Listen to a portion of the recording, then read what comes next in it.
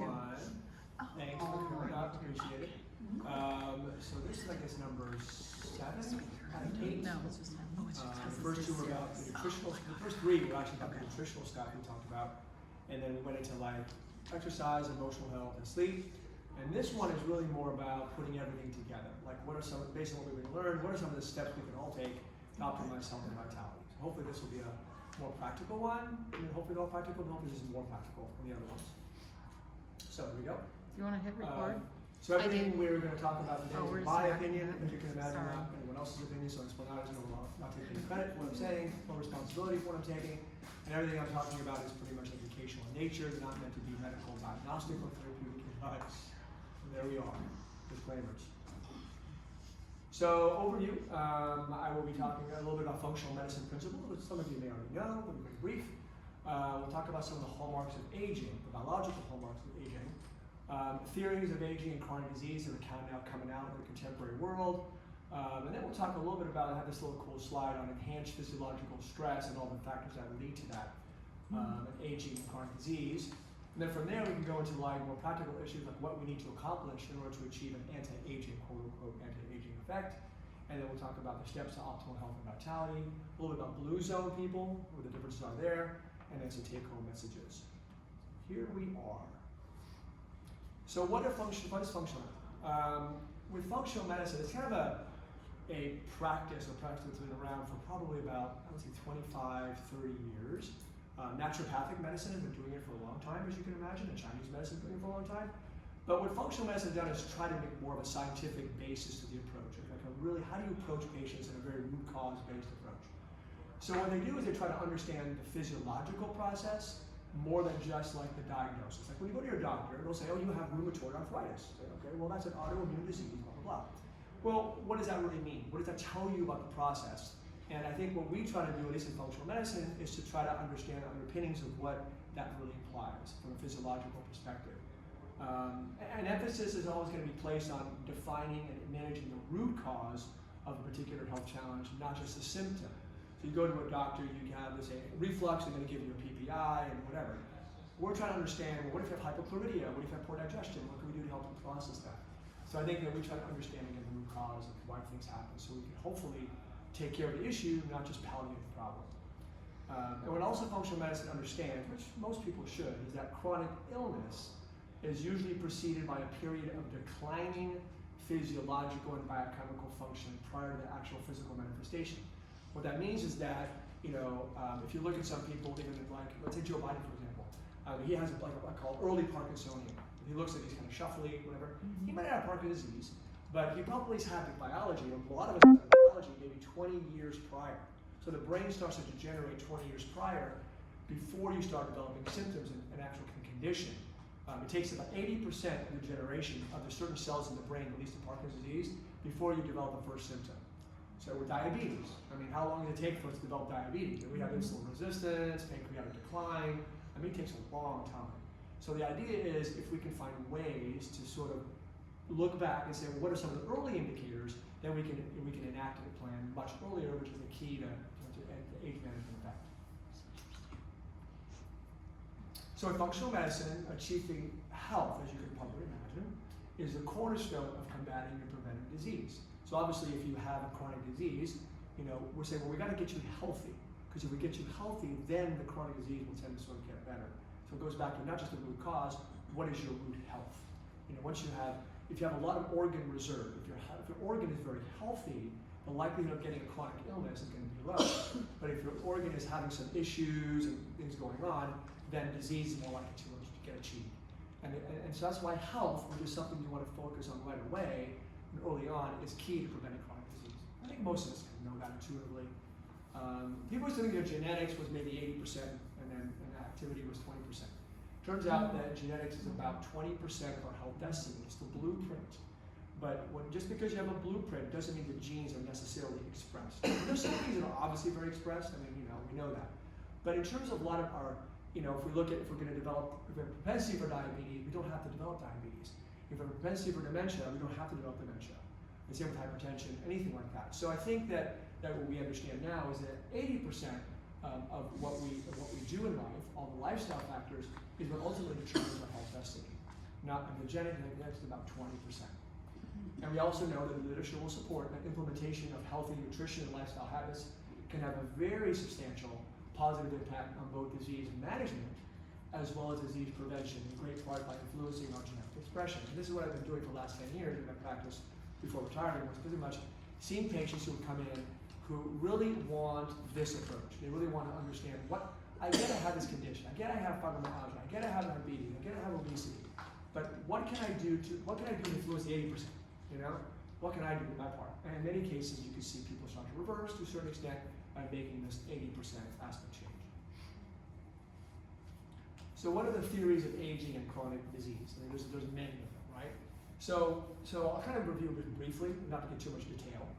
But when we look at aging, and there's a lot of theories about what really ultimately goes wrong. And so these are sort of the 1, 2, 3, 4, 5, 6, 7, 8, or 9 sort of major tenets we talk about now. So altered intercellular communication means that cells always are communicating, right? So when there's, as we get older, the ability for the cells to communicate one another for a variety of reasons changes. One aspect can be that, well, we're not getting the communication signals. For example, hormones decline with age, right? If we get too much inflammation, that's going to affect signaling. If the cell membrane begins to degenerate and it becomes stressed and oxidatively stressed, it's going to affect its ability to communicate. So that communication from cell to cell and both, one next to the other versus remotely further down is really much impaired as we get older. Genetic instability. So whenever we replicate cells, we have typically ideas to create stability, that we replicate exactly the same way the other cell was. Well, as we get older, there's a lot less stability in that. The genomic replication pathways become unstable, and that creates more errors. And when errors are not fixed, we get more dysfunction of that, communication of that aspect, which can lead to cancer and a variety of other processes going on. So we get genomic instability. Telomere is sort of that tip of the DNA. Every DNA at the end has a tip to it that is kind of like your lifespan of that cell. And it tells you how many times you can replicate. As we get older, obviously it's going to get shorter and shorter and shorter. But with chronic diseases, for example, as well as aging, it gets really shorter. And with chronic disease, it gets much shorter. Now people say, well, that telomere, once it shortens, it's kind of shortened for life. Actually, that's not true. We can actually reverse it. There's a way that you can actually make it longer, which we'll talk a little bit about, which is the lifestyle factors. So, but as it gets shorter, it's a sort of a lifespan for that cell. So that if the shorter it is, the less the lifespan. Of course, young people have much longer telomeres. So that gets shorter as we get older. And of course, genetic or epigenetic alterations means that the influence of our environment. As our environment gets influenced on us, whether it be through food, through lifestyle, through too much lack of activity, through stress, through environmental toxins, our genes get influenced by that, called epigenetics. And those will influence it. So the alterations in the way that our genes sort of ultimately respond or actually send messages can be changed as a result of that. So that's going to change as we get older. And we also talk about these abilities as we get older, that when we look at proteins that we make on a regular basis, they're typically folded properly. They're folded in such a way that the conformation is perfect, and that conformation is what determines function to a certain extent. Well, we know that actually as we get older, we start getting changes in that conformation, and that the unfolding and folding aspects of that protein can really affect the function. And once it gets unfolded or it becomes misfolded, which can happen like in Alzheimer's and other conditions, those misfolded proteins become problematic. And not only do they become less functional, but they can actually lead to more inflammation, like amyloid, beta amyloid, or Alzheimer's. So there's a change there as we get older. And again, there's nutrient sensing changes. It means that as we eat food, there's a certain amount of sensing that goes on our cells about our nutritional status. Well, that changes. A good example is people have pre-diabetes or insulin resistant. That is poor sensing. They're no longer responding to the hormone. You're not responding to insulin as well. You're not responding to thyroid as well. That change in sensing capacity is worse as we get older. And probably one of the more important ones that we talk about, I'll talk about more, is this notion of mitochondria. Mitochondria is the workhorse of the cell. It actually produces all the gas and the energy of the cell. And one of the theories behind all the changes we talked about is that once the workhorse of that cell that produces energy, ATP, becomes dysfunctional, which it actually does consistently across a lot of diseases, especially aging, is that now you're not producing enough energy in the cell. And not only is that organ now not producing enough energy, it creates a lot of free radicals by design. It's combusting what's creating more free radicals, and it's actually causing more damage to all the peripheral systems. And the mitochondria is not only important in producing energy, but it also has an important role in kind of controlling other factors, other functions of the cell, like a peripheral brain, a little bit. So when the mitochondria become dysfunctional, the cell basically becomes much more dysfunctional, and an aging and death of the cell can ensue. So that's going to be an important part we're going to talk about.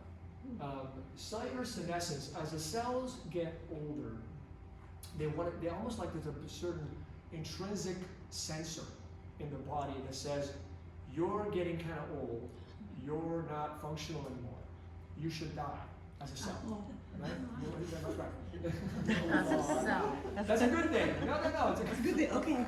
You want, because you don't want an unhealthy cell to hang around and become what we call a zombie cell, right? That's a senescent cell. And what I mean is that, let's just say you have this dysfunctional zombie cell. It's actually producing zombie-like chemicals. And that's causing dysfunction in the community. It's kind of like destroying everything around it, like putting radiation around it. So we want to make sure that the body has a good way of providing what we call apoptosis, which is cell death, appropriately cell death, and then repair, right? And then replacement and repair. A lot of cells can replace and repair.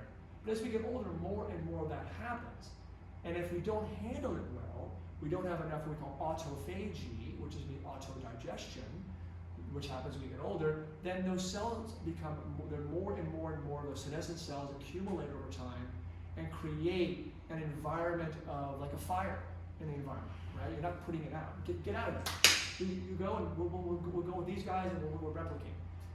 So autophagy is really important because it digests everything, it recycles, we actually recycle our proteins and then make more. And the mitochondria recycle as well, called mitophagy.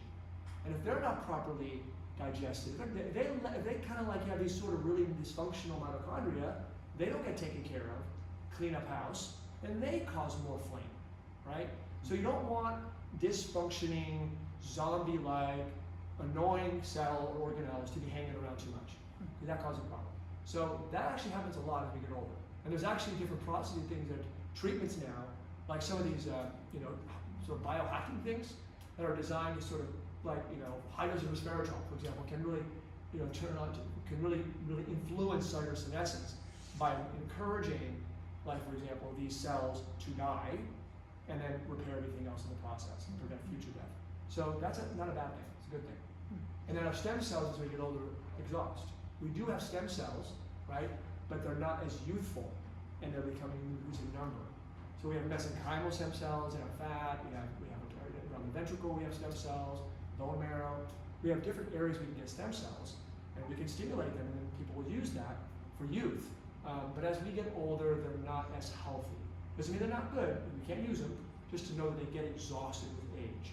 But we also know there's certain things that we can do to enhance the release of our own stem cells, like intermittent fasting, exercise, a healthy diet, things that certain substances, for example, can do that. So that's a general kind of like 20,000 foot look. But after saying all that, the processes that ultimately cause that, right? So why is that even happening, right? Just because we're getting older, or there's something biological there. As we get older, our bodies are unable to control. They're called redox balance, so producers of too much stress, physiological stress, free radical stress. It's kind of like a BB gun with a BB, a bullet. The free radicals are kind of like free electrons that are not being processed well. And that happens through every form of respiration that we do, with oxygenation and all that stuff. It's a normal process that we go through all the time, even producing energy. However, when we get older and we have chronic illness, the level of free radical stress is much higher. We need free radical stress because that's what helps our immune system attack an infection. We need it. The immune systems will put out free radicals to destroy. However, imagine putting up a fire. The fire is not a little kindle, but it's actually a big fire. Well, that's what too much free radical stress is. And that happens with age, aging. Now, people think, well, that should be simple. Well, they can take a lot of vitamin C. Done. Well, no, that's not the way it works. What happens as we get older, what we'll see is that the body loses the ability to produce its own endogenous free radical combating system, right? So if I just take vitamin C, which is exogenous, you would think, oh, well, that'll blunt free radical stress, game over, we live longer. There's no studies that show that high dose vitamin C will make us live longer.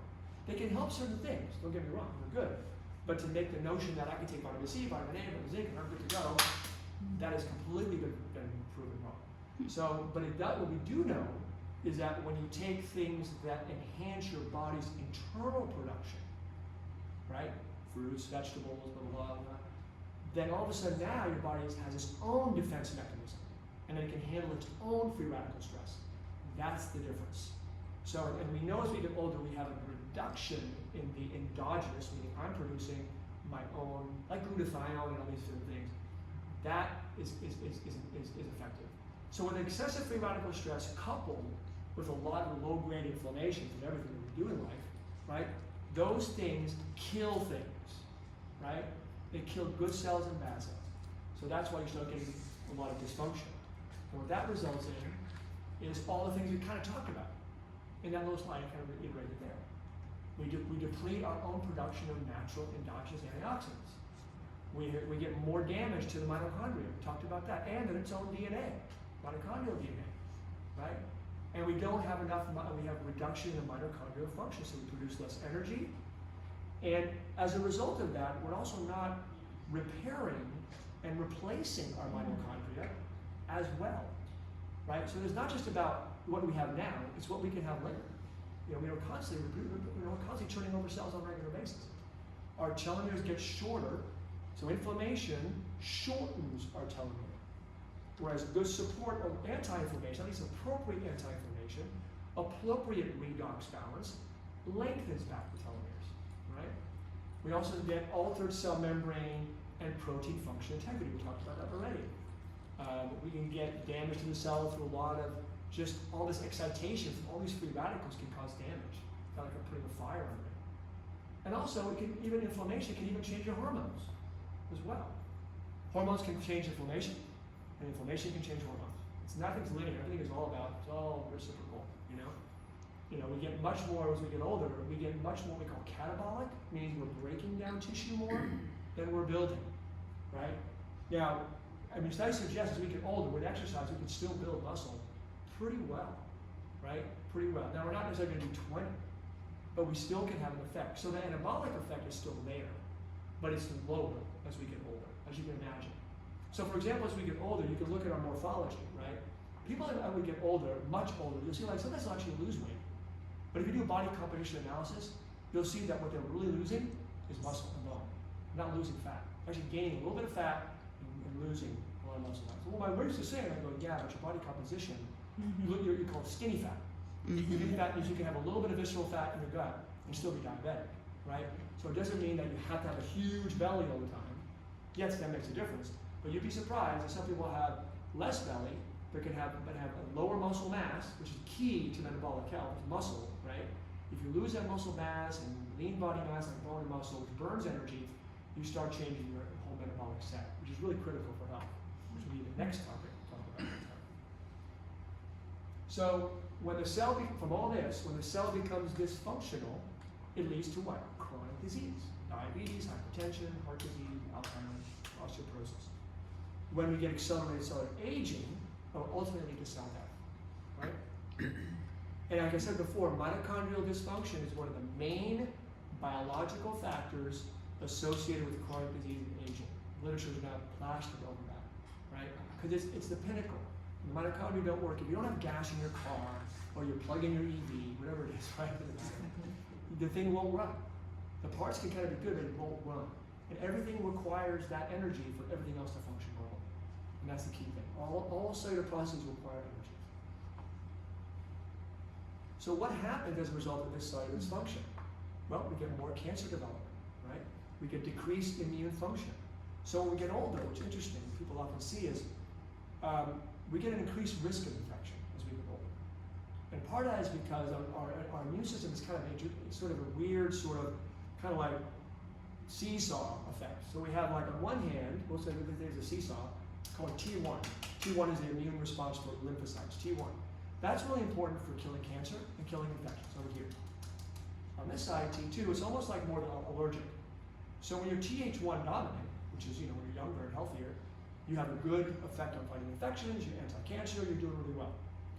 When you're Th2 dominant, which is people who have aging or gut issues, whatever, inflammation, they actually will find that they get more autoimmunity and allergens. Mm-hmm. But what they also can get, depending on the person, because that Th1 is lower, that will be more infection, right? So you'll see people with I get chronic infections, I get allergies, I get a lot of lupus, I have Hashimoto's, right? That is, okay, well maybe it's because my immune system is just kind of like really dysregulated. And the more inflammation, and the more that goes on, the more it'll shift your body from being balanced, Th1, Th2, to Th2 and then Th17 dominant. Th17 is autoimmunity as well. Right? These two go up, that one goes down, right? So the more inflammation, the more oxidative stress you will, the more you'll see it that way. So the more that you can shift that path, which you can, get your gut in line, low carb, whatever. We'll talk about it. A lot of things you could do will help to bring that balance back into play. So you have that immune function. And then you've got, of course, you mentioned autoimmune disease. Obesity can go on. Metabolic syndrome and diabetes from all these changes. Cardiovascular disease. All the neuro diseases like Parkinson's, Alzheimer's, ALS, whatever, you name it. And then aging and death. So this is a complicated slide I put together a while ago. But what it basically says is this. On the top, the 1, 2, 3, 4, 5, 6, 7, 8 boxes. Those are all essentially the lifestyle and genetic components, the things that we do and live every single day. The more that you have that's not healthy from this list. For example, take nutritional quality. If you have too much glycemic load, too much sugar, too much saturated or trans fats, not healthy unsaturated fat, but too much vitamin, mineral, antioxidant intake being low, for whatever supplemental food. Essential oil intake being low, for example, protein. If all of these are, the more that's not checking out as good, the more physiological stress it puts on your body. Your body's got to try to figure things out. It's not getting ideal. Physical stress, if you have musculoskeletal issues, chronic pain, physical abuse, physical trauma, that's a physical stress level. Medical stress, too many medications, too many procedures, too many medical illnesses, that's medical stress. You say, what does that mean? I'll tell you that in a second. Exercise, too much or too little. Mm-hmm. Overtraining versus undertraining, right? You've got the 29-year-old sort of extreme athlete who doesn't sleep, doesn't eat well, right? Works hard, is stressed out, but is feeling like horrible. Yeah, they should be exercising all the time, right? Overtraining syndrome, right? So too little and too much. All the environmental toxins right there, a whole bunch. Genetic, we know genetics, 20%, okay? And we're talking about emotional stability, right? What do you got on that list, or what don't you have on that list, right? You have community, joy, laughter, stress, whatever. All that on that list, and then sleep quality, right? So all that, it's like your stress load. You can go and go, well, that's me. Yep, that's me. Yep, and that's your stress load. So what does that do to me? Now this is down below is a little bit more mumbo jumbo, right? But basically what it says is, when I have stress, when you talk about stress, you get your adrenaline, you get your cortisol, you get your angiotensin, aldosterone. All these hormones are stress hormones. They're great in the beginning, but they're not good long term. And that starts to cause a lot of issues. Chronically, that leads to more other hormone changes. You start getting more insulin resistance. You start getting some other blood pressure effects. That triggers more inflammation. And that triggers that's line 2. If you have more inflammation, you start getting more cellular dysfunction, line 3, more mitochondrial dysfunction, line 3, and then chronic disease and aging. Just to know that too much of all this stress causes a lot of bad chemical changes. And that bad chemistry is going to kill my mitochondria, and that's going to be horrible. Forget all the details. That's what it's basically saying. So maybe, yeah, I can do things to kind of affect my physiology here through biohacking, but maybe I need to work on that. Right? And that's what we're going to talk about mostly. So what do we do? What do we need to accomplish in order to achieve an anti-aging effect, a theoretical like this? So there's a foundational things that we all know. This is not rocket science. You're all aware. You're all smart. You've been here before. You understand. But let's say it again. You want to support. This may sound kind of silly. Healthy oxygenation. I'm breathing, but are you breathing properly? It may sound kind of silly. It sounds stupid. But diaphragmatic versus intercostal, right? And I learned this recently, even for my neck pain. I went to a good PT who said, Eric, let me take a look at your breathing. I was okay. You're breathing, 50-50. You're breathing too much intercostal. When you have too much breathing from here, which I did, and still probably do, it activates these accessory muscles of your neck. Right? And, oh, well, that can cause more neck pain. Get it? Yep. He goes. So we start working on just kind of like abdominal expansion breathing, right? And that'll relax your neck. And what it also does is by bringing down your diaphragm, it opens up the lower parts of your lungs. So you get a more fuller excursion of your lung. So more parts of your lung get healthy oxygenation and then circulation to your lungs. So it seems silly. It's like, no, I think the guy's right. So healthy oxygenation is really important. Hydration is important, especially now when it's really hot. But hydration isn't just about water, it's about minerals. Right? If you take a lot of free water after you sweat a lot, your sodium levels start to drop. And you can get hyponatremia and get a seizure. Right? So the idea is, if I'm going to replace my fluid, I have to replace all the electrolytes that get lost in sweat, especially sweating, which is sodium and a little potassium and magnesium. So make sure you have good minerals, which holds onto the water more and keeps it much more intact. So hydration with minerals. And then of course nutrition, we know that's really important. That's a general foundational support. Detoxification, so make sure you're doing things like, sweating and bowel movements and good liver support. Make sure you're detoxifying things. And of course elimination, which is bowel movements. So those are the basics that we need to do. And we also want to promote rest, relaxation, and repair, which means stress reduction, optimal restorative sleep, mobility, activity, flexibility, makes sense, and then life balance. And those are the basics that we want to do. Because if we don't do any of that, we're not going to get anywhere. Once we get that at least pretty much handled, then you can start challenging your body to get better, to even be above and beyond, like I call it human performance, cellular performance. Like if I'm performing here, how do I create my cell to be even stronger, better, and faster, more resilient, right? That's over here. That's what I call hormetic. Hormesis is a concept that basically says, what doesn't kill you, make you stronger, right? So if I do like cold plunges, right? Cold plunges is hormesis. That going, this sucks, right? This is going to kill me, and it might. But if it doesn't kill you, it'll make you strong. Right? The tough love stuff. Hormesis is tough love, right? If you can survive it, you'll be better at it. So the hormetic responses are like intermittent fasting and mild caloric restriction, challenging cognitive and physical exercise, right? And there are different ways to do it. And then supplementing with sort of biohackers, natural substances that actually are mimicking hormesis. Will turn on the genetics that actually are a part of hormesis. Like resveratrol, it turns on as like exercise mimetic. So things like that can make a little difference. So back to the diet part. What do we say on the diet? Well, I talked about this. Remember the Mito food plan? The good old Mito food plan? That's kind of the concept I think is one of the, people say, what's the best diet? Well, there is no best diet. It's the one that works best for you. But there are elements of diets that are common to all, right? Typically, we try to be, and this is getting a little controversial. We say, well, is sugar really matter? I mean, having too little sugar, too much sugar. It probably isn't so much the amount of sugar you have, it's the quality of the sugar that you have that's attached to the food that it goes with. That's why glycemic load matters. So for example, you could say, well, if I have 30 grams of sugar coming from Coca-Cola versus 30 grams of sugar coming from 2 apples, right? There's a difference. There's chemicals in there that help to combat it. And also the absorption of that sugar is going to be lower because of all the fiber in that sugar. So it's low glycemic load basically says that it shows that I'm not going to get a huge response, insulin response, to the food that has the sugar in it. So the more healthy fiber, healthy other nutrients I have in it and go with it, then it'll change the effects. Because sugar, our bodies need sugar anyway. We burn sugar a lot, right? So we don't have to be anti-sugar. So, but a low glycemic load response, like having starchy vegetables, nuts and seeds, healthy grains, those are the best ways to get the sugars than to get it from junk. And of course, anything that's processed and high glycemic is off. And what's interesting about it, we came from our Europe trip. Carol was there with us, and we noticed with the food in Europe, right?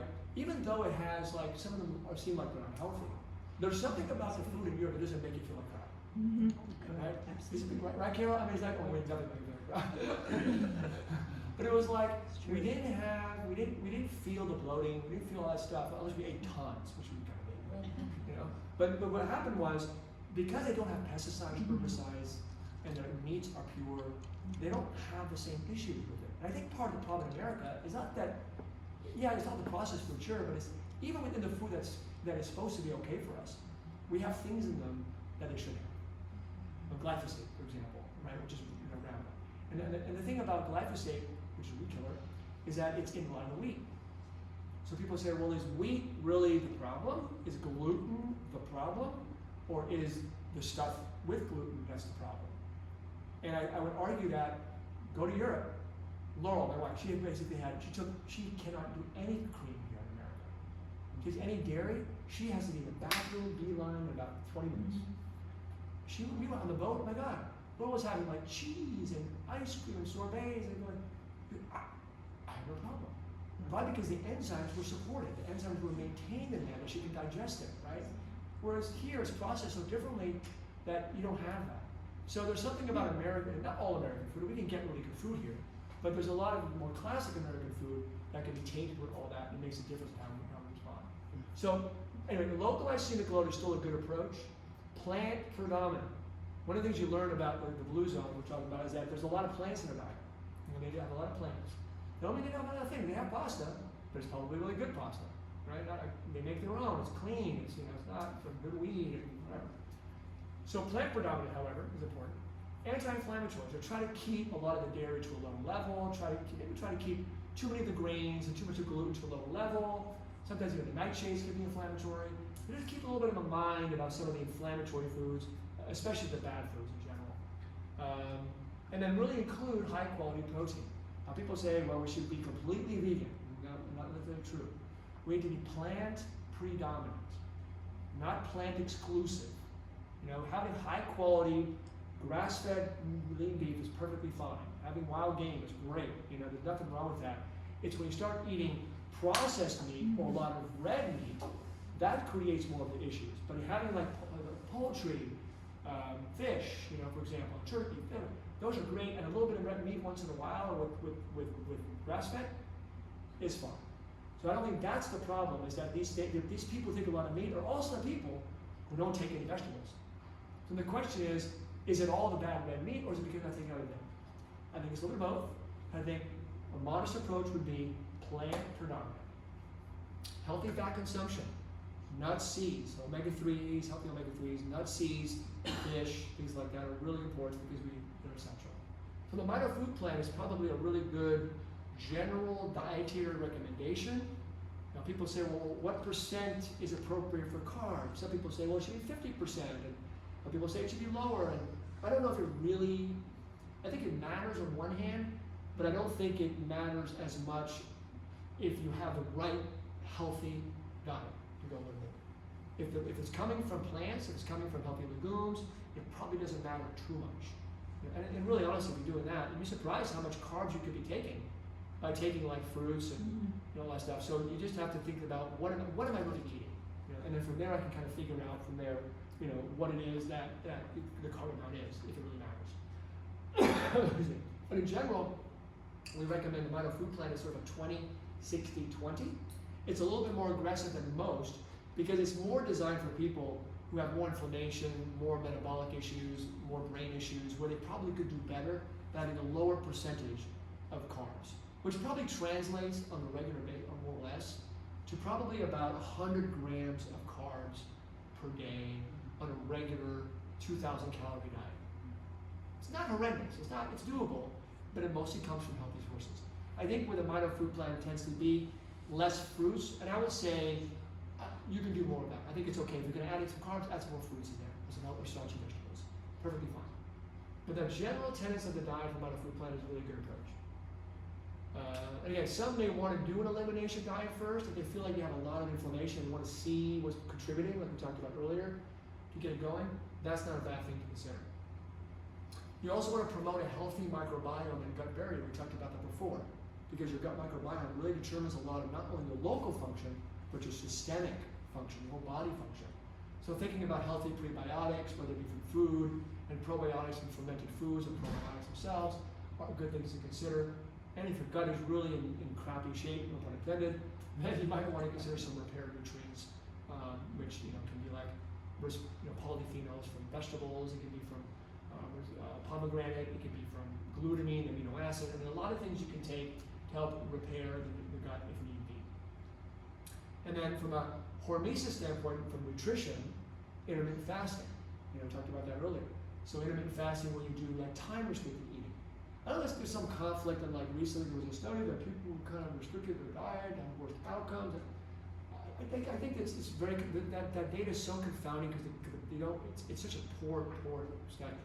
I think the bottom line should be it's about eating when your body's supposed to eat. That's simple. You're supposed to eat between when it's light out, right? So it means try to eat early in the morning. You can eat ideally early if possible, like around 8 o'clock. Make it your big meal, making carbs early in the day, and then lunch, make it a decent lunch, and then make it a light dinner. That's the bottom line. That's really the circadian rhythm rule. How many hours? I don't really know if anybody really knows the difference. We tend to think 16-8 is a good recommendation, but if you did 12-12 and you follow that sort of circadian rule, I think that's fine too. I think it's fine as well. I think it's just really what works for you. I just don't want we should be eating all day and all night and having 4 hours. I mean, we need to have at least 4 hours in between, So I think that's important. But in general, just keeping mindful about the circadian rule, I think that'll be a good way to go. And then supplementation, that's always going to be like personalized, what supplements stuff. But there are foundational supplements. I mean, the obvious ones, whatever you see in a multivitamin, like for example, the A, C, E, K1, K2, B complex, magnesium, zinc, blah, blah, blah. That is what we see in a multivitamin. Those are things that our bodies typically cannot make. That's what they call essential. The same with omega-3, like omega-6. We really can't make those. So we have to get them from our diet. And in most cases, if you have a really, really, really good diet, fruits and vegetables and all the things we're talking about, you'll get most of that. Now if you have a lot of gut issues, a lot of medications, then maybe you might want to think about adding in. And people have asked, well, is there data to support using a multivitamin? Well, the problem with that is what's your multivitamin? What's in it? What's the dosing? And who's taking it? And what's the quality? But there was a recent study that showed people who took a multivitamin had better memory outcomes than elderly people than not. And then tomorrow you'll see a study where they'll say, well, they didn't. So I think it's one of those things. It's too hard of a study when you have too many variables and you can't control for. My sense is that as we get older and we're not eating as well and we're taking more medications, and I think a well-balanced, high-quality multivitamin mineral with there's some good ones is wise to do. What about higher level support beyond the foundation, right? Like conditional nutrients that our bodies can make, which is good from other nutrients, but they're not always making enough. Or they're under stress, or they're being depleted by medications, or they're getting older, or they have a disease. And the conditional nutrients are the one on this list, and you guys have slides. But like CoQ10 is an example. Our bodies can make it, but it gets depleted. With things like statins and beta blockers and all that stuff. So a lot of times there's a lot of good data on CoQ10. And other ones like glutathione, which is the master antioxidant in our body. And that can be depleted with age and stress. So sometimes people will argue about taking something like glutathione or one of its amino acids like NAC, which builds glutathione. So there's a whole bunch of things that I think are conditional that could be considered to be added in under certain circumstances. I like as we get older, and it depends on the person, depends on the whole situation, but if we're a little bit on the less healthy side or a more concerned side, then adding some of these conditional nutrients, I think is actually not a bad idea to do. As well as some of the lower one, which is the natural hormetic substances, which means these are substances that have been shown in clinical studies and in data to actually stress the body or turn on the stress genes like you would during intermittent fasting, like you would during exercise, like you would during cold plunge. The same genetics that respond to turning on those can be turned on by those. So for example, things like alpha lipoic acid you hear about for diabetics, or acetylcarnitine, resveratrol for red wine, right? Quercetin, curcumin, all those other ones, PQQ, corn, green tea, all those things can actually turn on the genetics, and they've been shown to do this, that are similar to the genetics that are turned on during hormetic activities. We're talking about their mimetics. So, you know, does it, if you're doing all these other things, if you're exercising, intermittent fasting, does it you need to do those? I don't know. I don't know if anybody knows that, you know? I mean, I've kind of put together a supplement for my wife and myself that kind of has a little bit of all those things in there, you know? You know, we exercise, do we need it? I don't know if we need it necessarily, but I'm keeping the doses kind of modest. And I think I'm doing it because of some of the data, but again, I don't think we have it right to say with certainty that if you do X, Y will occur. I don't think we can say that. But I think there are things to consider, especially when as we get older, above the age of 35, 40, and we're on medications, have some chronic illnesses, under a lot of stress, not eating as good as we could. I think that those are things that could be considered. Exercise. Oh, I love exercise. So I mean, but I'm not going through each one, a lot of each one, but you know, I think we talked about this before, and Mariah and Heather are here to see if it's elaborate on this, even more than me. But you know, you really want to take into consideration that the data on exercise is so dramatic. For example, if you look at exercise and Parkinson's disease, Tai Chi and Parkinson's disease, just by doing exercise, can exercise prevent worsening of dementia in Alzheimer's patients? Yes, it can, right? There's this sort of like these statistical nerd people who try to figure out a good exercise program over the years and a lot of activity. What does that equate to in increasing the years of life? 7 is what they're saying. What does that matter? But it is somehow they figured out that people who exercise on a regular basis and do other things can get the equivalent of 7 more years of life than they would otherwise. But that doesn't get nothing. Now what is nothing, right? If you're active and you're moving, that is amazing, right? We know that even activity and movement, or an exercise snack, which is doing like maybe 2 minutes of like doing crazy stuff a couple days a day, will have a tremendous impact on reducing cardiovascular disease by 14, 15, 20% alone, right? If you exercise and then you don't do anything the rest of the day, right, they might cancel each other out. The sedentary behavior may actually, I mean, exercise is still good, but the sedentary behavior may actually negate it, right? And we know the sedentary is new smoking, right? So by just getting you to, like if you're working at a desk, standing desk, a mini trampoline, just run a mini trampoline and run the TV. If you want to do jumping jacks for a minute, do jumping jacks for a minute. I mean, so just do it fast, you know? Little things you can do, they don't have to, you know, they can have a benefit even if you don't do full exercise. But exercise is going to be important. And the main ones are there's aerobic, which is cardiovascular benefit, there's strength training, and there's flexibility, agility training. And aerobic training can be done in different ways. You can do a high intensity interval training, high intensity just training. You can do continuous intensity aerobic training, kind of a moderate intensity training, MIT. You know, that would be like continuous, would be like doing 20 minutes on the treadmill continuously, or 30 minutes without changing anything, right? That's the classic sort of aerobic training. High intensity is doing like sprint 8, which Mariah and Heather do with their bikes and stuff. Sprint 8 is like 30 seconds, 90 seconds, 30 seconds, 90 seconds, 30 seconds intense, 90 seconds not intense, for like 8 bounds. 20 minutes, not even. And they're finding that the metabolically, people who do that, they continue to burn for hours afterwards because the intermittency of it has a different effect than just a continuousness effect. If I just do a regular treadmill and I stop, quickly my burning capacity starts to slow down, you know, back to normal. Whereas it doesn't do that with intermittent training and with weight training as well.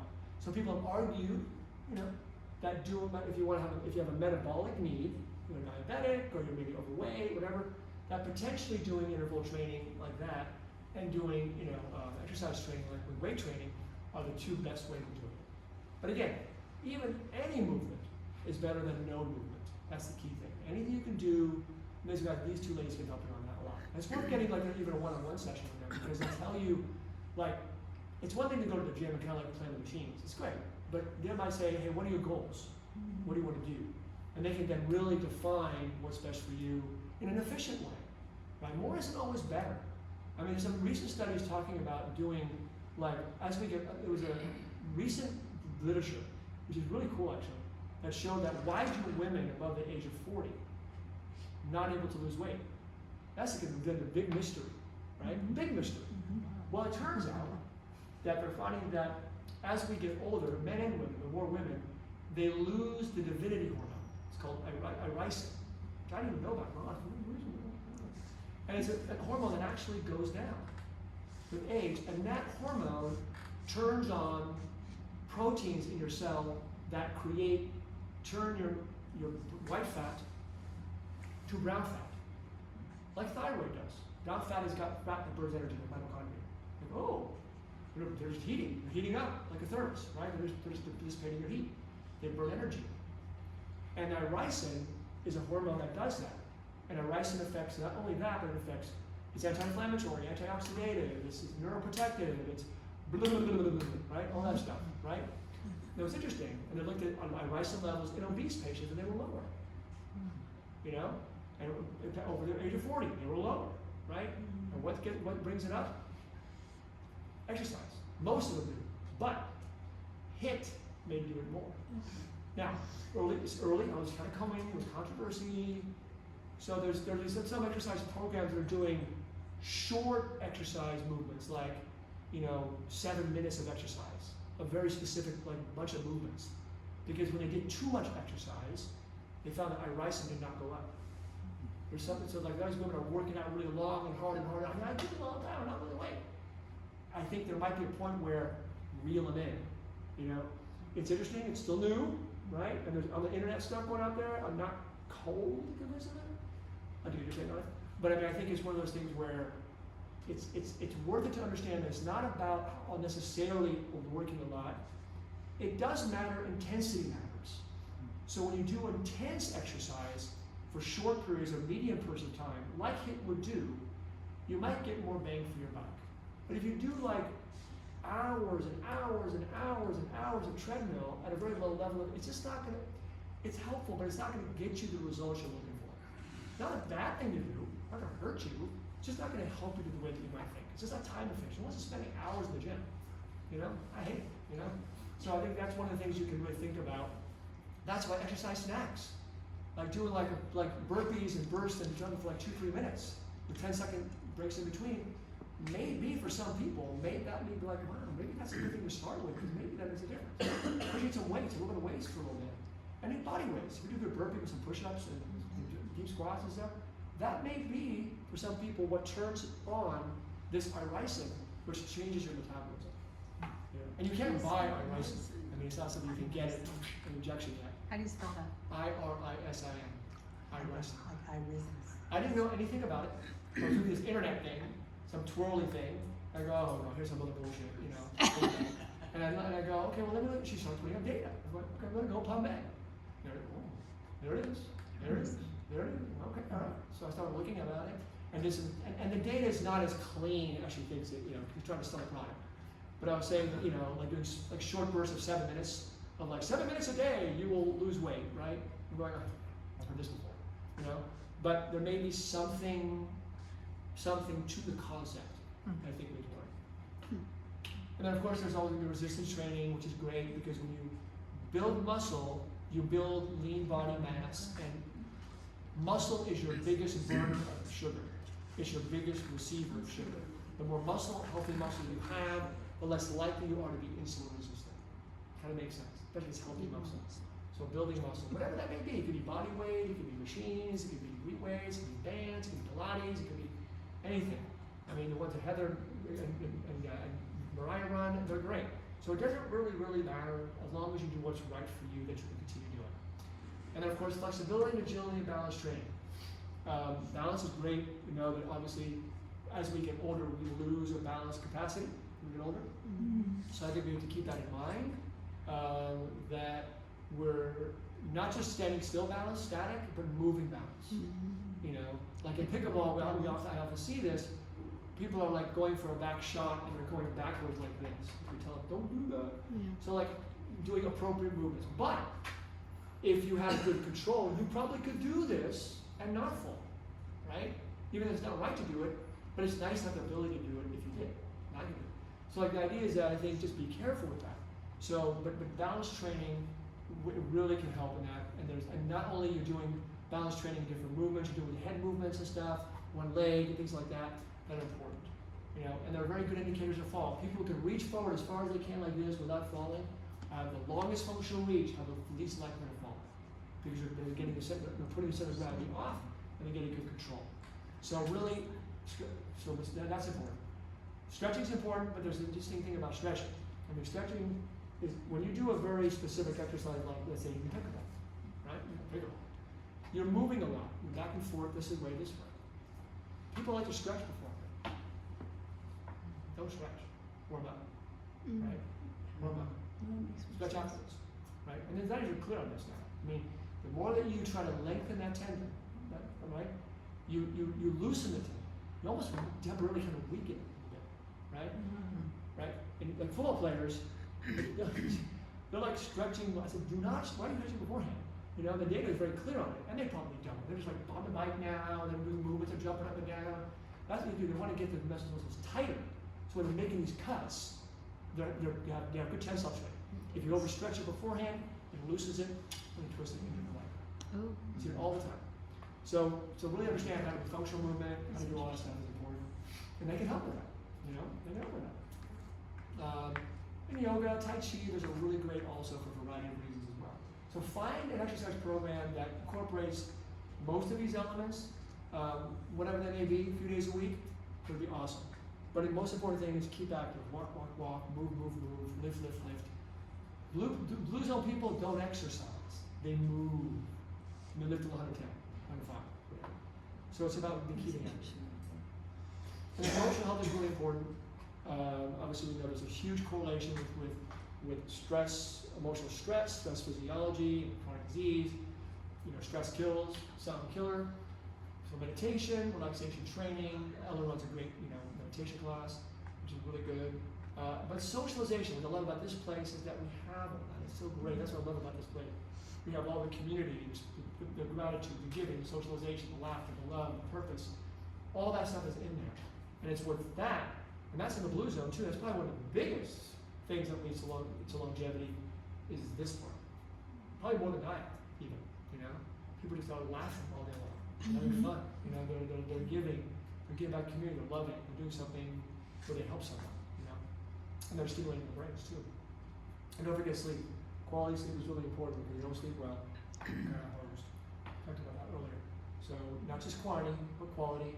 And when you sleep matters. If you sleep a little bit too late, like go from let's say 2 in the morning to 8 in the morning or 9 in the morning, may not be the same as going from like 10 o'clock to 6 o'clock.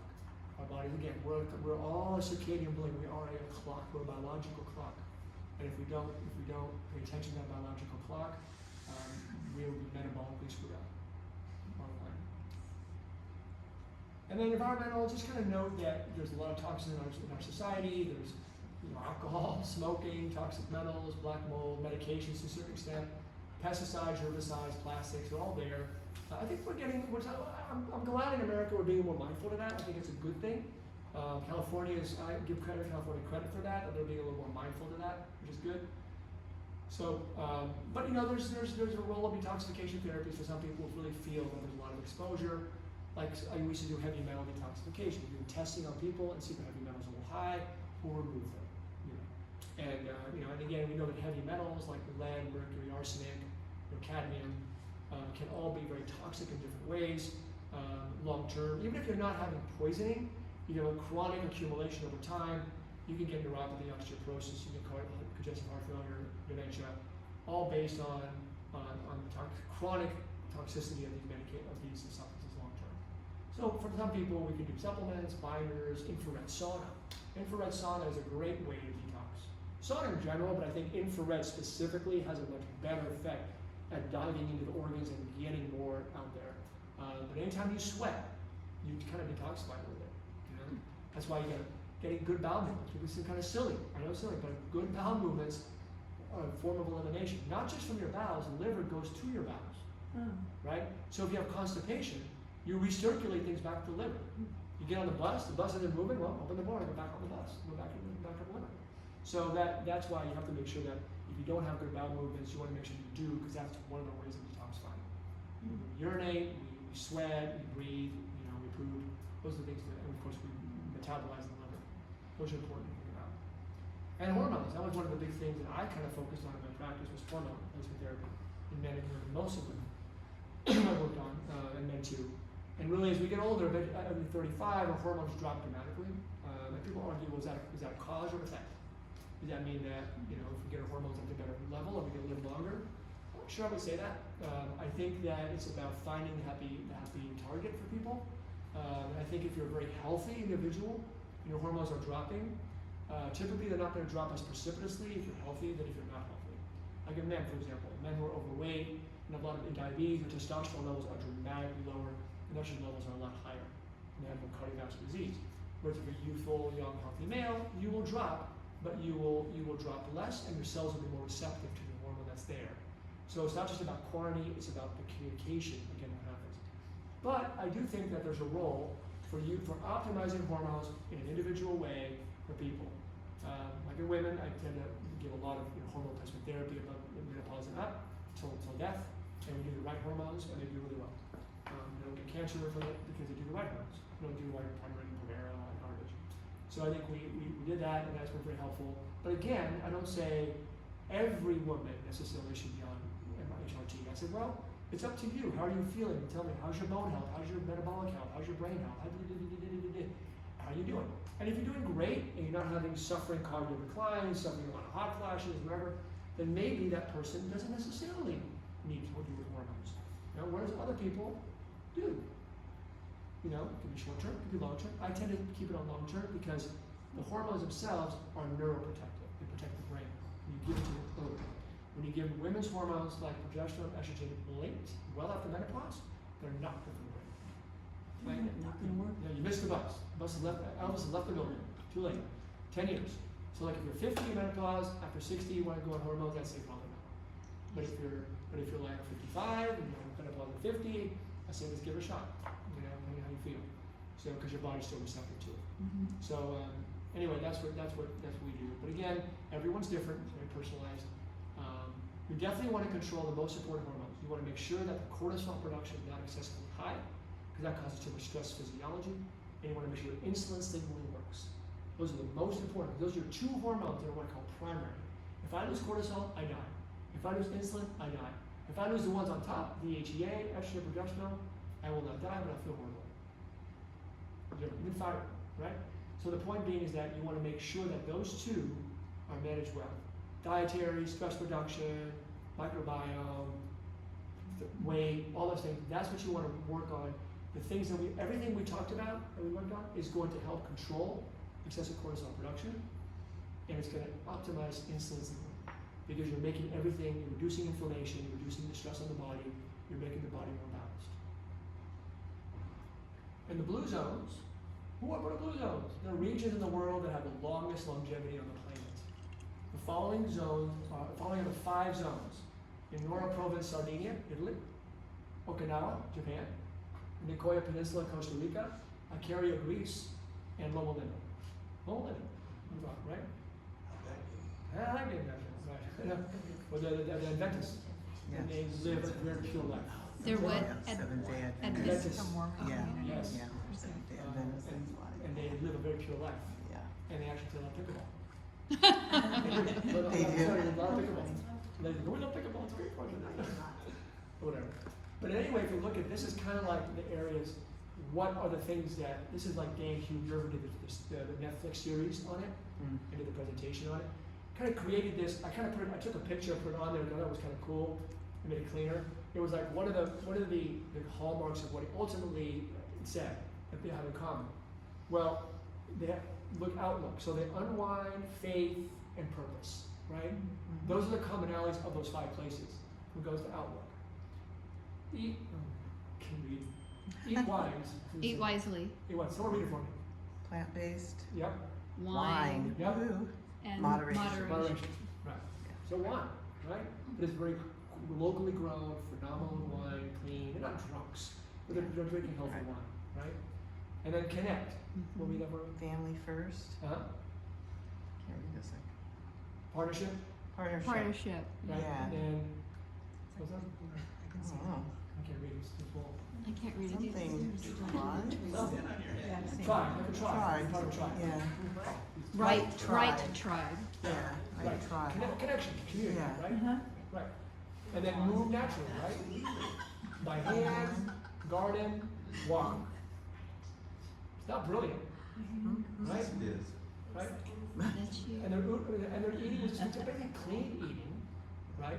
Move, have good connections. I mean, it's just, you know, you try to find there must be some ingredient because it really wasn't, you know.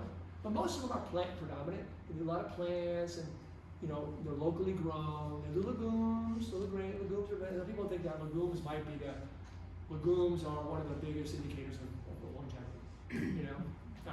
Anyway. So, but anyway, I think they're just like the vital food plate. If you eat like that, you're probably going to be in good shape from the food standpoint. So I think everything we talked about essentially is that. We kind of know it. It's not brilliant, but they found there was nothing genetic. There was not anything genetic about it. Because when the blue zone people moved to America, Yeah. Except in Loma Linda, California. Yeah. you know, exactly, right. And then when some of the sick people moved to the blue zone, they actually get better too. You know, so it's one of those things where it really is your environment a lot. There's a little stress in that circle. There's not Yeah. a lot of stress in that circle when you look Correct. at that. Correct. That's right. Mhm. And they have a lot of community. They live with community. You know, we don't live separately. You know? Yeah. So take home message, although aging and death are inevitable, healthy aging, like health span, and longevity are very realistic goals if we choose a healthy path. 80% of aging and chronic disease is related to nutrition, lifestyle factors, and environment.